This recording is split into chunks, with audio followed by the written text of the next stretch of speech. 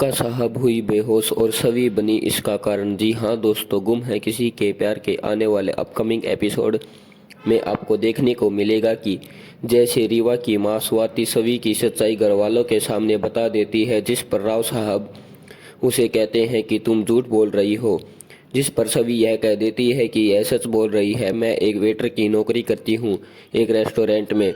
यह सुन ईशान और घर वालों के होश उड़ जाते हैं।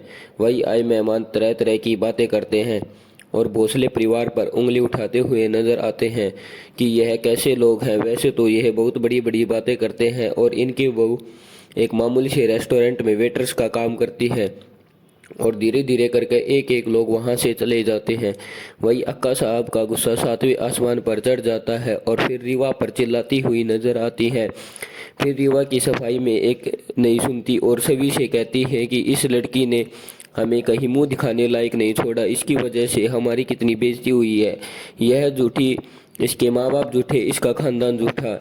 यह सब सुनकर सभी पूरी तरह से अक्का साहब पर चिल्लाती है कि बस कीजिए। अक्का साहब सभी को मारने के लिए हाथ उठाती है, जिससे वह मार नहीं पाती और नीचे गिर जाती हैं और बेहोश हो जाती हैं। वही ईशान गुस्से से सभी को देखता है और सारे लोग जल्दी जल्दी में अक्का साहब को हॉस्पिटल में लेके जाते हैं।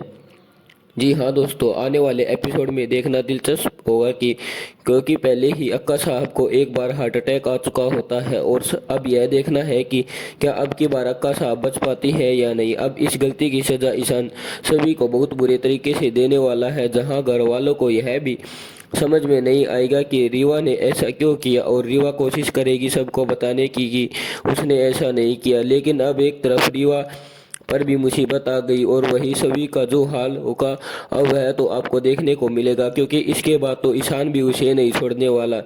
जैसा कि अक्का साहब को ईशान अपना सब और अपनी दुनिया मानता है, अगर अक्का साहब ही नहीं रही तो ईशान का जीना मुश्किल हो जाएगा। अब आगे क्या होगा उसके लिए